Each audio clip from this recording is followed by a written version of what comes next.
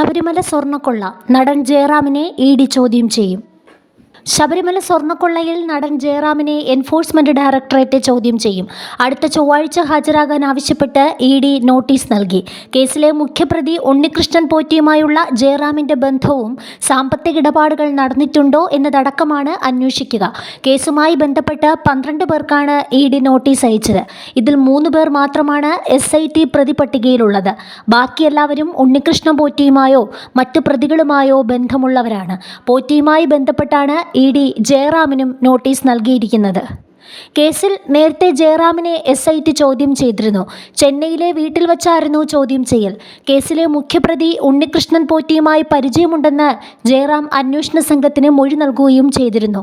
തട്ടിപ്പിൽ പങ്കില്ലെന്നും പോറ്റിയുമായി ശബരിമലയിൽ വച്ചുള്ള ബന്ധമാണെന്നും ജയറാം SITക്ക് മൊഴി നൽകി. പാളികൾ പൂജിച്ച 3 ചടങ്ങുകളിൽ പങ്കെടുത്തിട്ടുണ്ടെന്നും പോറ്റി പലതവണ തൻ്റെ വീട്ടിൽ വന്നിട്ടുണ്ടെന്നും ജയറാം മൊഴി നൽകിയിട്ടുണ്ട്. ശബരിമലയിൽ നിന്നുള്ള സ്വർണ്ണപ്പാളികൾ ജയറാമിൻ്റെ വീട്ടിലെത്തിച്ച് പൂജ നടത്തിയിരുന്നു.